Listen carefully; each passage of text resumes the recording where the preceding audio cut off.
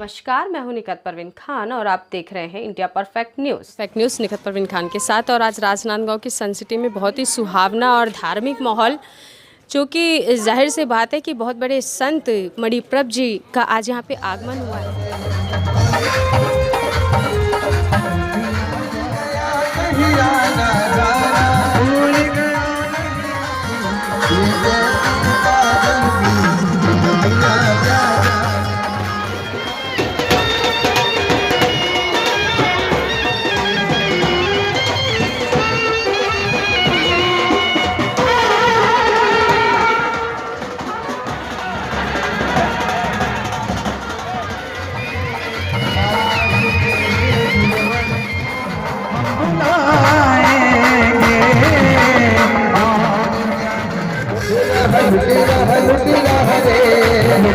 सागर जी, सुरेश्वर जी, आचार्य पूर्णानंद सागर जी, साध्वी जी, सम्यक दर्शना जी इत्यादि थाना को अभिनंदन अभिनंदन। चौखट पर चल कर आज चारों धाम आए हैं, बजाओ ढोल स्वागत में मेरे घर गुरुवर आए हैं, बजाओ ढोल स्वागत में मेरे घर गुरुवर आए हैं।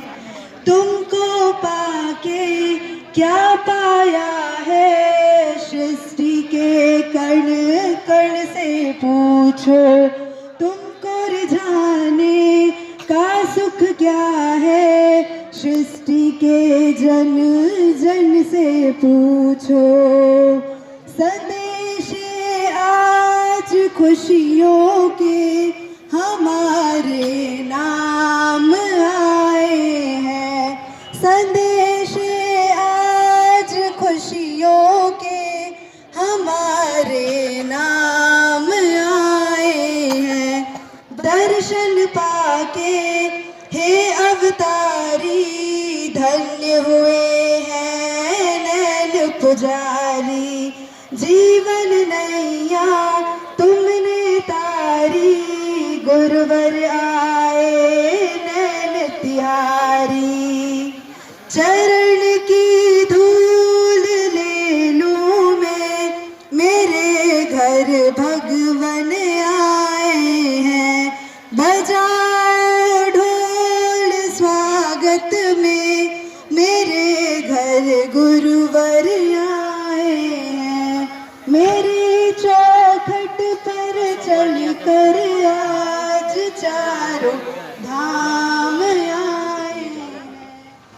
सबसे बड़ी यहाँ की जो विशेषता है कि पूरा समाज एक साथ रहता है, एक साथ चलता है और एक साथ रहकर अपने जीवन में परम शांति और परम आनंद का अनुभव करने के लिए आगे बढ़ता है। जीवन शांत कैसे हो और जीवन में परम आनंद की अनुभूति कैसे हो। एक बार हम विहार करते हुए जंगल में गुजर रहे थे और जंगल का वातावरण शांत, एकांत, मौन वातावरण, हो हल्ला नहीं, किसी प्रकार की कोई आवाज नहीं, गाड़ियों का आना जाना भी ज्यादा नहीं था, मौन का वातावरण था। और ऐसे समय में पास में ही कोई झोंपड़ी थी, झोंपड़ी में कोई व्यक्ति रहता था और वो व्यक्ति सुबह सुबह का समय और उसने बांसुरी बजाना प्रारंभ किया। बांसुरी की आवाज बड़ी प्यारी थी, बड़ी मीठी थी, बड़ी मधुर थी, मधुर। और खड़े होकर हम सब साधु उस बांसुरी की आवाज सुनने लगे। बांसुरी में कोई राग गा रहा था, बांसुरी की आवाज बड़ी प्यारी लगी और तब मन में आया कि बांसुरी मीठी क्यों है, बांसुरी मधुर क्यों है। और सबसे बड़ी बात, वासुदेव श्री कृष्ण ने और किसी वाद्य यंत्र को अपने हाथों में नहीं लिया, केवल बांसुरी उनके हाथों में सुशोभित रही। बांसुरी को इतना मूल्य क्यों मिला, महत्व क्यों मिला? चिंतन अगर हम करेंगे तो पाएंगे कि बांसुरी की अपनी विशेषताएं हैं और जब तक हम बांसुरी जैसा नहीं बन जाते तब तक हम भगवान के हाथों की शोभा नहीं बन पाते, यानी भगवान हमारे हृदय में प्रवेश नहीं कर पाता। बांसुरी जैसा हमें होना है। बांसुरी में अपने गुण है। बांसुरी में गुणों की व्याख्या तो लंबी है, मगर बांसुरी का पहला गुण, बांसुरी का सबसे पहला गुण, बांसुरी पोली होती है, बांसुरी खाली होती है। बांसुरी आपने देखा, बांसुरी जो बनती है ना, बांसुरी भीतर से भरी हुई या खाली, पोली होती है या भरी हुई होती है? खाली होती है ना, पोली एकदम। हमें खाली होना, हमें भीतर से खाली हो जाना। हमारे भीतर में जो कूड़ा करकट कचरा में जो भरा है, राजदेश का, कषायों का, विषय वासना का, उन्हें बाहर विदा करना है। तभी हम परमात्मा के भक्त बन सकते हैं और परमात्मा को अपने हृदय में आमंत्रित कर सकते हैं। बांसुरी का दूसरा गुण, बांसुरी में कोई गांठ नहीं होती। बांसुरी जो बनती है वो बांस से बनती है। बांस में जो गांठों के बीच का हिस्सा, उससे बांसुरी बनती है। गन्ने में रस कहाँ है? गांठ वाले हिस्से में या दो गांठों के बीच वाले हिस्से में? रस कहाँ होता है? बीच वाले हिस्से में रस, मिठास वहां है, माधुर्य वहां, जहां गांठ नहीं। आप अनुभव करना, हमारे अंतर में यदि हम गांठें बनाते हैं, गांठें रखते हैं और गांठें रखकर काम करते हैं। गांठें रखना इसका मतलब हुआ अपने अंतर में अहंकार को आगे बढ़ाना, कषायों को आगे बढ़ाना, और गांठें रखना, किसी व्यक्ति के प्रति द्वेष रखना, गांठों को अपने अंतर से विदा करना है। अगर गांठें भीतर में हैं तो निश्चित रूप से हम परमात्मा जैसे कैसे बन सकते हैं। इसलिए गांठों को विदा करना है अपने अंतर से। हम काम क्या करते हैं? गांठें खोलने का या गांठें लगाने का? हम अपने अंतर में, जीवन में लोग मिलते हैं, व्यापार होता है, समाज में उठते बैठते हैं, आना जाना होता है, बातें होती है और कभी कभी विवाद भी बनता है। लेकिन हम गांठें लगाते हैं या गांठें छोड़ देते हैं, भूल जाते हैं, क्या करते हैं? किसी से कोई विवाद हुआ तो याद रखते हैं या भूल जाते हैं? उसे याद रखते हैं। और याद रखना, किसी ने मेरा सम्मान किया, वो मुझे याद रहेगा या नहीं रहेगा नहीं पता, मगर अपमान किया वो जरूर याद रहेगा। अपमान हमारे भीतर में रहता है और इन दोनों में भी अंतर है। सम्मान हमें औपचारिक मालूम पड़ता है और अपमान हमेशा आंतरिक मालूम पड़ता है। कोई सम्मान करे तो लगता है कि सम्मान कर लिया, चलो औपचारिक है, या कोई काम होगा, उसकी स्वार्थ होगा, इसलिए उसने मेरा सम्मान किया है, उसने मेरे सम्मान में दो शब्द कहे। लेकिन अगर कोई अपमान करता है तो ये हृदय से कर रहा है, उसे हम कभी अपने जीवन में भूल नहीं पाते और गांठ लगा बैठते हैं। गांठ लगी तो बांसुरी का माधुर्य समाप्त हो जाता है और हम बांसुरी जैसा बन नहीं पाते। अपने अंतर से गांठों को विदा करना है। बांसुरी का पहला गुण, बांसुरी पोली होती है। बांसुरी का दूसरा गुण, बांसुरी में कोई गांठ नहीं है। और बांसुरी का तीसरा गुण, जब भी बोलती है मीठा ही बोलती है, कभी कड़वा नहीं बोलती, मीठी ही बोलेगी। हमारी आवाज कैसी भी स्थितियां हो, कैसी भी परिस्थितियां हो, उन हर परिस्थितियों में हमारी भाषा हमारे अपने व्यक्तित्व के अनुरूप होनी चाहिए। मेरे व्यक्तित्व परिस्थितियों के आधार पर मेरा व्यक्तित्व बदले नहीं, मेरा व्यक्तित्व वैसा ही रहे, बांसुरी जैसा मीठा और मधुर। और बांसुरी का चौथा गुण, बांसुरी कभी भेद नहीं करती। बांसुरी में कोई भेदभाव नहीं।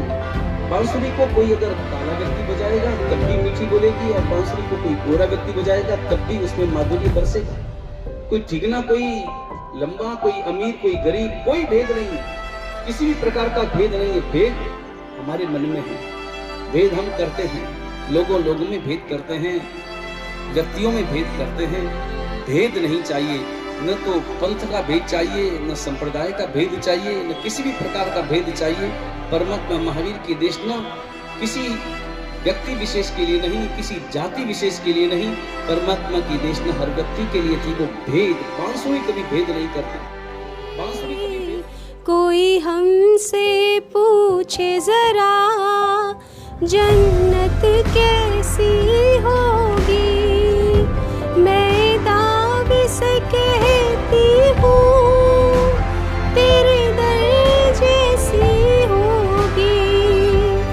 दुनिया में स्वर्ग मिला, मरने पर क्या मांगे, जब बिन बोले मिलता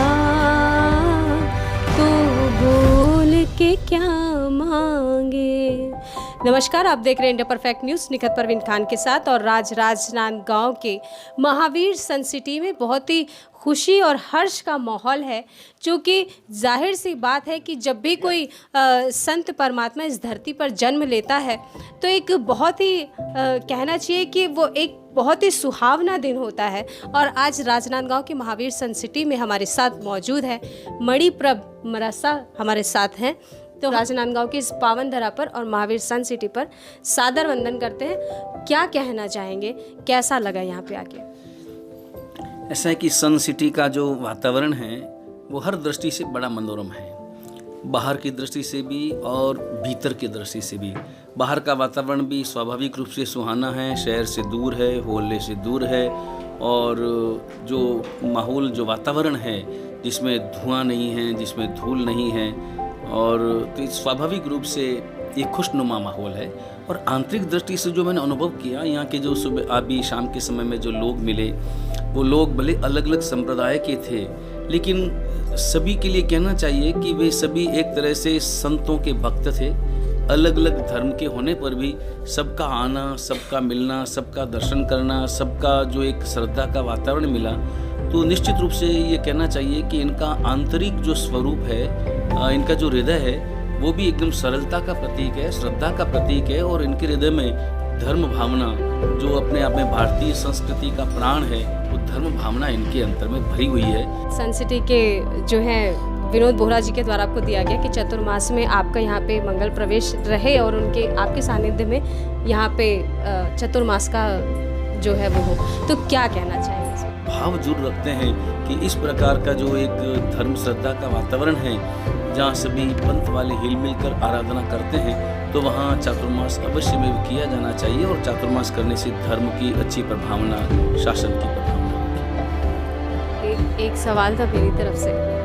बहुत से लोग ऐसे हैं जो खुद को ईश्वर के प्रति समर्पित करते हैं, जैसे आप जैसे संत इस दुनिया में हैं। ग्रस्त जीवन में और आपके जीवन में ऐसा कौन सा पॉइंट आता है जिसमें ये सब परिवर्तित हो जाता है? ऐसा है कि जब तक हमारे अंतर में ये भाव पैदा नहीं होता कि आखिर हमारे जीवन का लक्ष्य क्या है, तो जीवन एक उद्देश्य को लेकर के हम यहाँ पर आए हैं। आखिर ये तो तय है कि हमें 60 साल बाद, 70 साल बाद, 80 साल बाद, जितनी भी जिसकी उम्र है, उसके बाद उस व्यक्ति को यहाँ से विदा हो जाना है। तो विदा होने से पहले वो सोचे तो सही तनिक कि आखिर मैं अपने जीवन में क्या करना चाहता हूँ और क्या पाना चाहता हूँ। व्यक्ति जिंदगी भर जिस काम को प्राप्त करने के लिए, जिस धन को प्राप्त करने के लिए, संपत्ति को प्राप्त करने के लिए, वैभव को प्राप्त करने के लिए, सुविधाओं को प्राप्त करने के लिए, साधनों को प्राप्त करने के लिए जिंदगी भर मेहनत करता है, और सारी सुविधाएं, सारा धन, सारी सत्ता वो यही छोड़ करके विदा हो जाता है। तो उसे प्राप्त करने की कोशिश करता है जिसे वो यहाँ से ले जा नहीं सकता।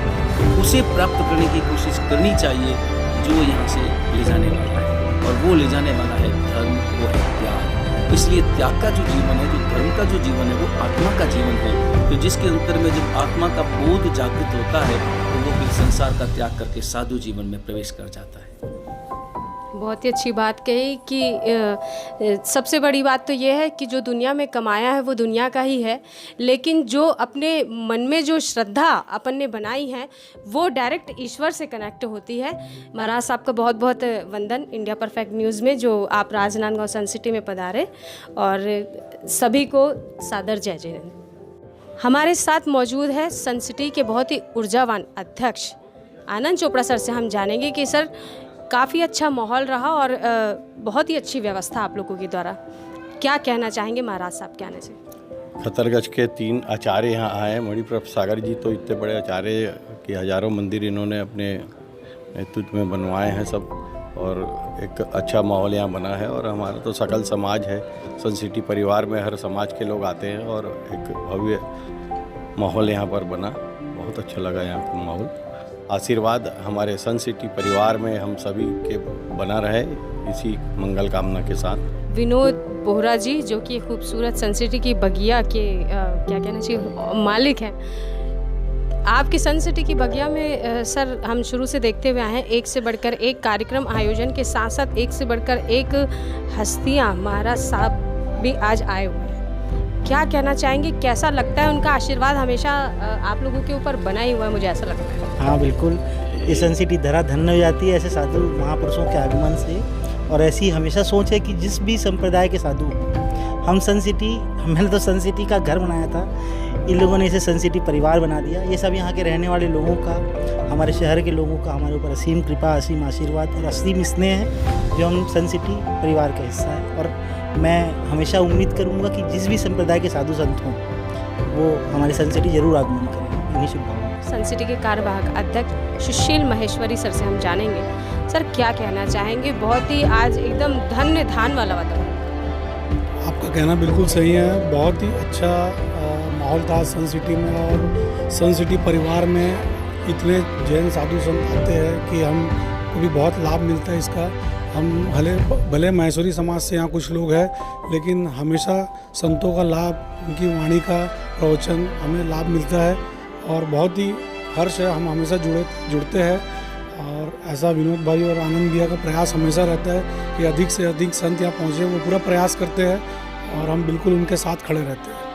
आप हैं हमारे साथ समूह शरण समिति के सचिव नीरज कोटड़िया सर से हम जानेंगे, सर क्या कहना चाहेंगे?